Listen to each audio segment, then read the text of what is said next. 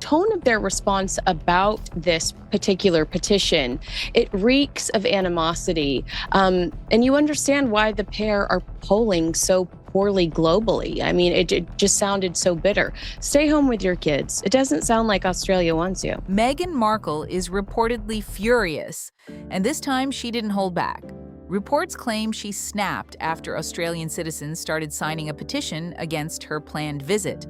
And the backlash is getting louder by the day. But here's the thing people keep pointing out. The issue you've got, as I intimated earlier, the couple need money, Caleb. They do have a few $1 million in the bank, but they're getting through the cash very quickly. They've got security costs. They've got a mortgage on that Montecito mansion, and the income is diminishing. I mean, where there's money involved, Meghan shows up. No hesitation. Even with thousands pushing back and telling her to stay away, she's not stepping down. Instead, she's doubling down, and her response is only making the situation explode even more. Stay locked in, because what she allegedly said has people seriously talking. It's already April, and Meghan is gearing up for a trip to Australia for a high-end wellness event hosted by her friend Gamma O'Neill. But here's where it gets messy. Reports say O'Neill is dealing with financial pressure herself, which adds another layer to this whole situation. Now look at the prices. Tickets are reportedly going for thousands, and it doesn't stop there. People are expected to pay premium just to take group photos with Meghan and sit through motivational talks that critics are already calling questionable in value. A spokesperson for the Duke and Duchess has said, and this is where I don't think they're quite picking up what we're putting down, said, quote, "It's a moot point. The trip is being funded privately, so I'm not sure what this petition hopes to achieve." Still, Meghan doesn't seem bothered at all. If anything, she's leaning into it.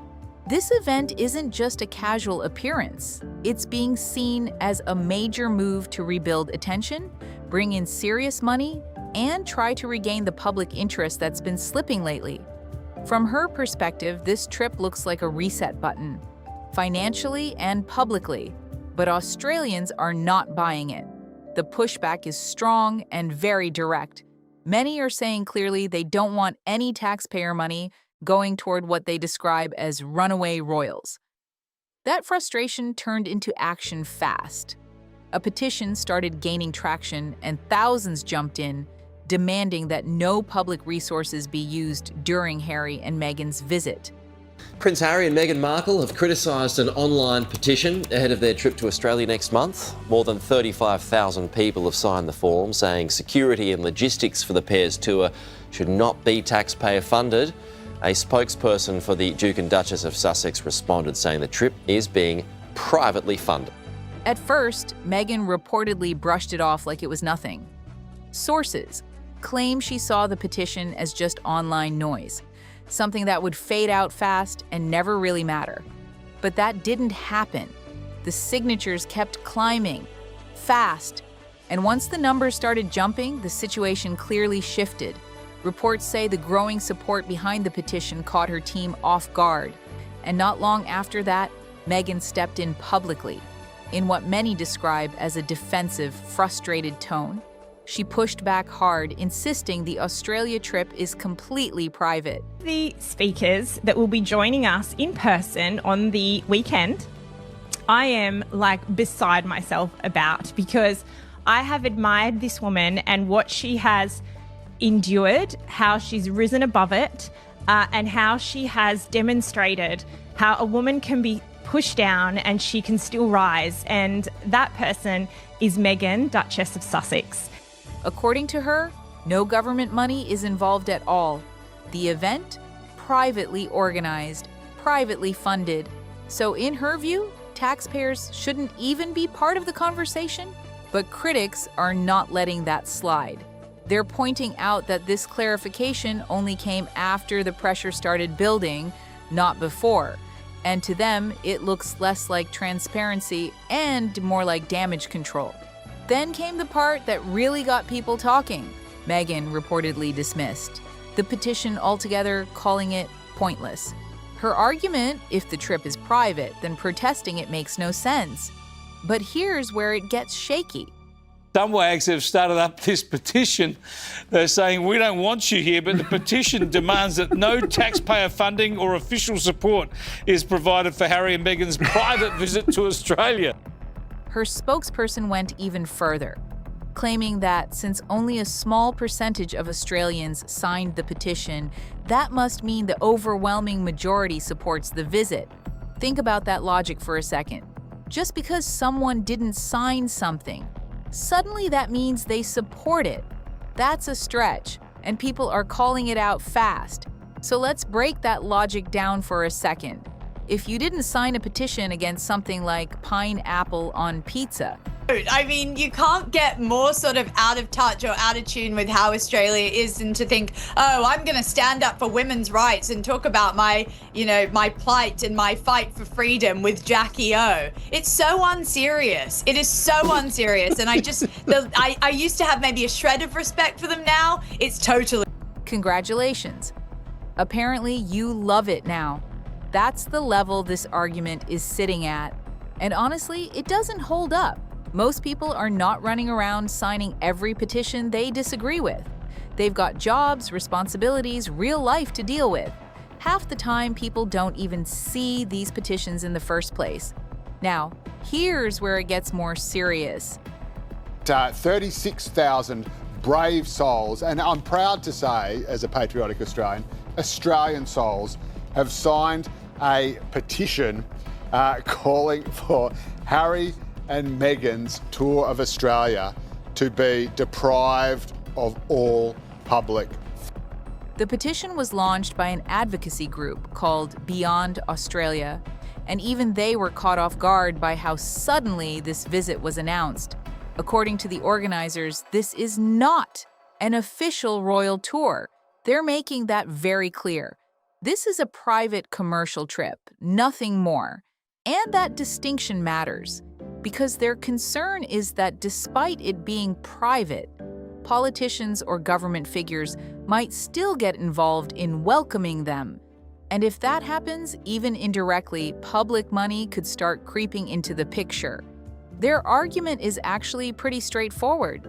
If Harry and Meghan stepped away from royal duties, then they shouldn't be treated like working royals when it benefits them. Prince Harry has lost a legal challenge over changes made by the UK government to his publicly funded security arrangements. This following his decision to step down from royal duties with his wife Meghan. Harry had sought to overturn a decision that would take away his automatic personal police security while in Britain. The High Court in London upheld the ruling last. Especially not for visits tied to private profit instead of public service. But it doesn't stop there. A lot of Australians are also looking at the bigger picture right now, and it's not pretty. People are dealing with rising food prices, fuel costs going up, mortgage pressure tightening, and energy bills hitting harder than ever. So when something like this pops up, the reaction makes sense. Many feel the government's focus should stay on everyday people, not shift toward high-profile visitors tied to private events. Poorly globally. I mean, it just sounded so bitter. Stay home with your kids. It doesn't sound like Australia wants you. For a lot of people signing this petition, it's not even really about Meghan personally.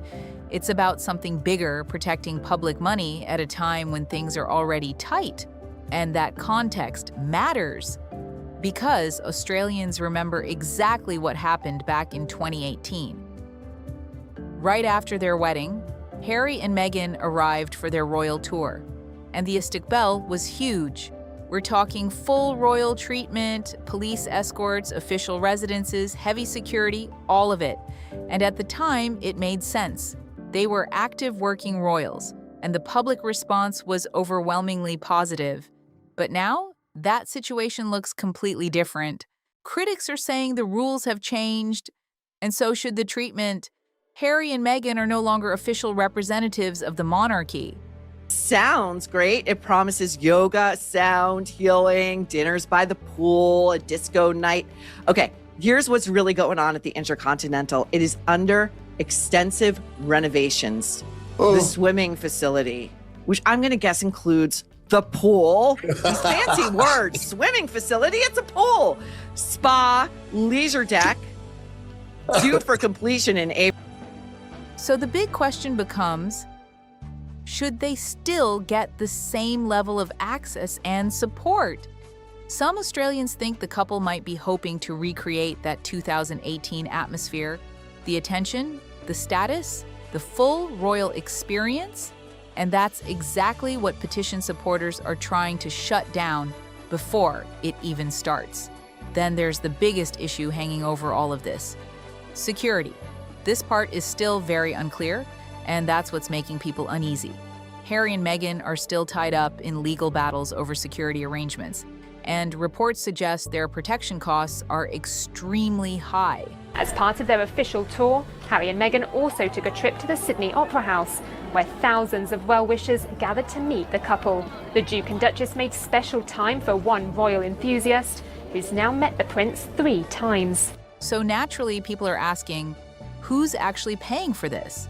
Because even if it's labeled private, there's real concern that local or federal authorities could end up covering parts of it, directly or indirectly. And right now, that uncertainty is only making the backlash grow louder. And that uncertainty, it's only made the backlash explode even more. When officials were asked straight up whether Australian federal or state governments would cover any security costs, she's not going to turn up. Apparently the hotel, they've barely even finished the swimming pool, right. So it's a complete sort of building site. So they're basically going there probably, and the pay of the people who've developed the wellness centre, to bring some publicity to the wellness centre so they can do some business. I bet you that's what it... There were no clear answers, nothing solid, nothing confirmed, and that silence, it raised even more suspicion. Instead of calming things down, it pushed more people to sign the petition, because when no one gives a direct answer, people start assuming the worst. Meanwhile, Meghan is still denying everything. She continues to insist that no public money will be used, but at this point, a lot of people are not convinced. Now let's talk about the actual event. The wellness retreat is set for April 17th to April 19th, with around 300 guests expected to attend. And this is not cheap. They're the mysterious black balls now closing even more of our favourite beaches. Thousands of pieces of debris from the size of marbles to tennis balls originally detected at Coogee Beach on Tuesday. We're talking VIP packages, front row seating, exclusive sessions, and group photo opportunities with Meghan herself. Sounds polished on paper. But here's where things start to fall apart.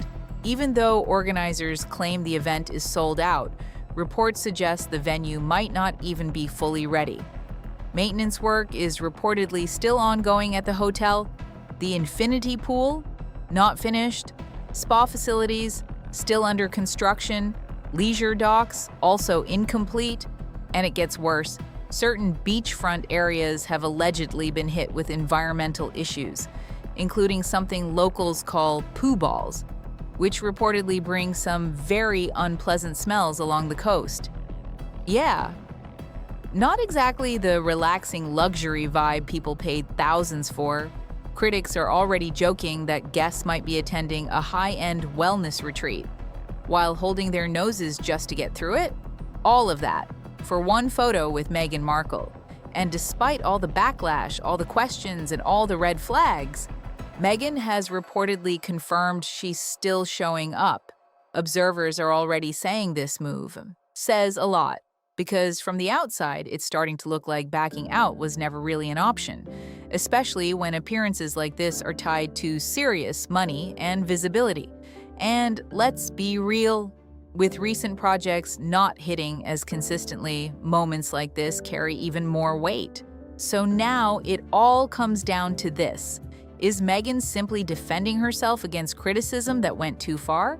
Or is the public completely justified in questioning what this trip is really about? That's the real debate.